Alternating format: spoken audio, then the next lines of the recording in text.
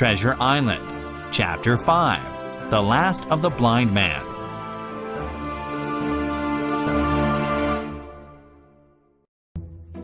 My curiosity was stronger than my fear, so I crept back toward the inn, hid behind a bush, and watched as my enemies began to arrive.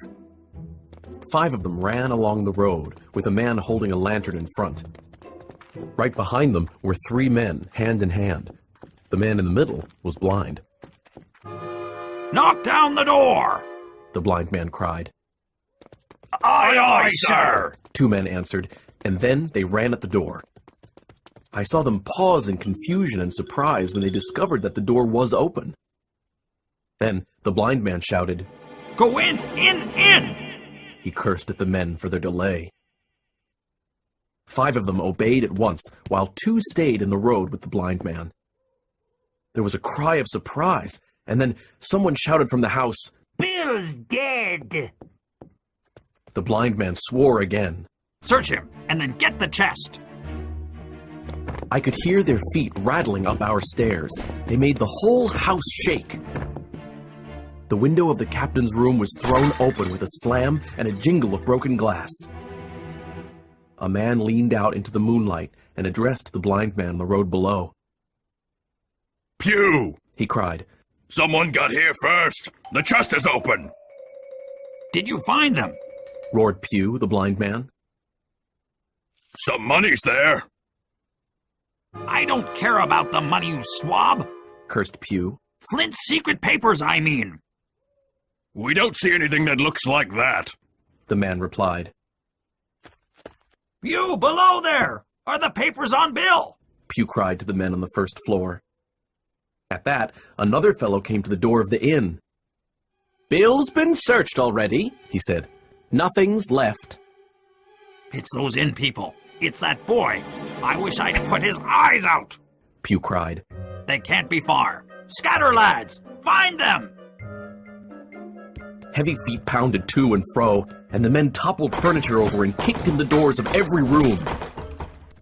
Then the men came out again, one after another, onto the road.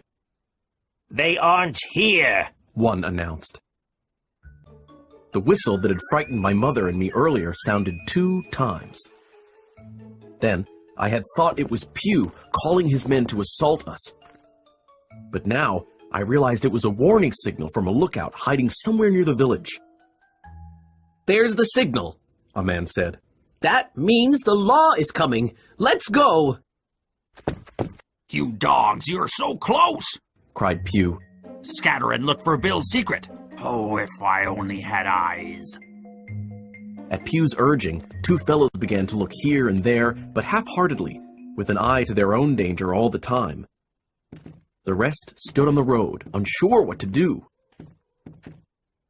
"You could be as rich as kings, you fools!" Pew shouted.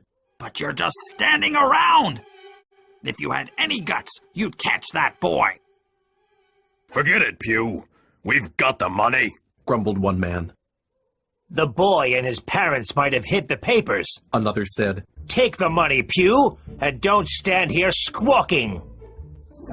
Pew struck blindly at his men right and left, with his stick hitting a few of them. They, in turn, cursed at the sightless villain and tried in vain to catch the stick and take it from him.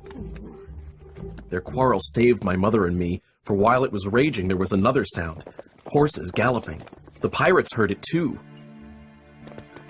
They turned and ran, separating in every direction, so that in half a minute no one remained but Pew. He tapped up and down the road in a frenzy, groping and calling.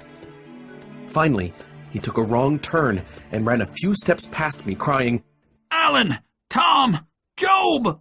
and other names. "Don't leave old Pew! Mates, not old Pew!" The noise of the horses grew louder, and 5 riders swept down the road at a full gallop. Pew screamed and ran straight into a ditch, but he was on his feet again in a second and made another dash, now utterly bewildered, right into the path of the nearest horse. The rider tried to stop, but Pew went down with a terrible cry. The 4 hoofs trampled him as he fell on his side and then collapsed face down, moving no more.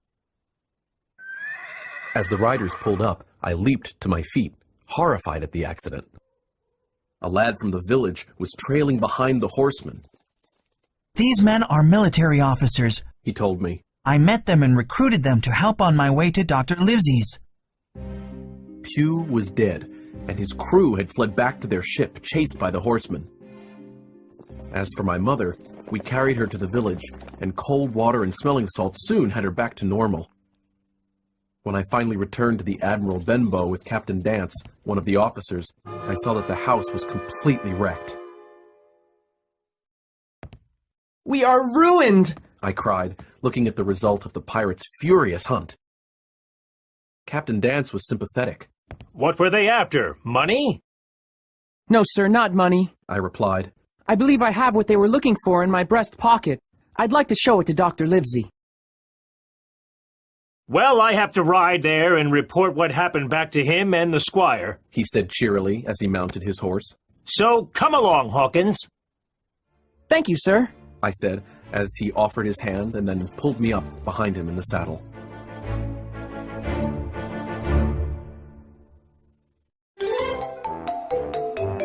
Little Fox.